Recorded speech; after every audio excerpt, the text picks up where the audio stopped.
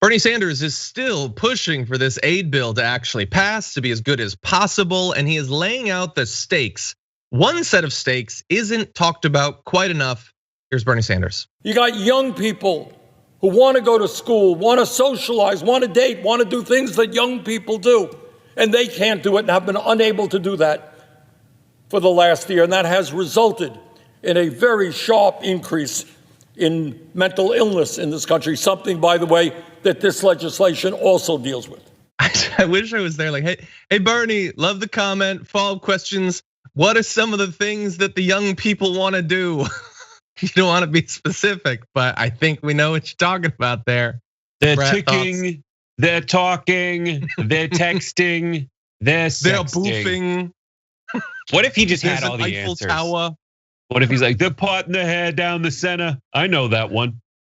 He knows all the trends. He's actually on TikTok like an hour a day. They're doing this hit dance that's a meme now, and then he just does it. He does like all those dances. I just wanted to do something on the Senate floor that ends up making its way into Fortnite. We almost got there. He's of course right.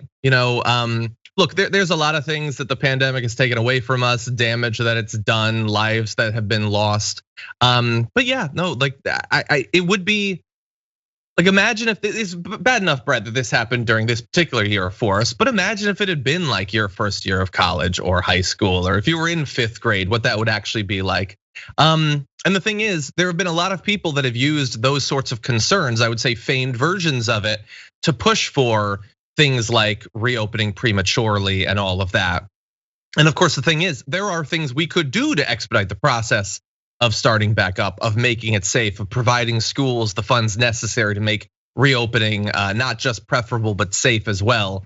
And unfortunately, many of the people making that argument aren't really interested in that. They're interested in some sort of rhetorical flourish that results in everything seemingly going back to normal, even if it results in many, many deaths. Yes, it's just everyone is having like memento problems if you take them at their word. Like, why do we have to remind you at this point in the process about COVID relief and the debate over it? We know what happened. Did you forget everything that's happened in previous days? There's a lot going on. This is the thing that the entire election more or less hinged on. And as a result, we need to give people this aid now. But yet we need everyone to rehash the same debate. They say that the Senate is the greatest deliberative body in the history of humanity. But I think when they mean deliberate, they just mean slow.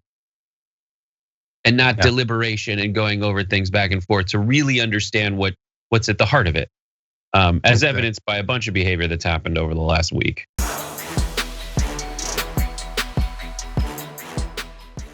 Check out the Damage Report podcast each day, wherever you get your podcasts, whether Pocket Casts or Stitcher or iTunes. You can join me as I give you the news and stories you want, with a range of co-hosts and interview guests jumping in on the fun each day. Again, that's the Damage Report, wherever you get your podcasts. And if you get them at iTunes, don't forget to rate and review. Sometimes I'll read them live on the show.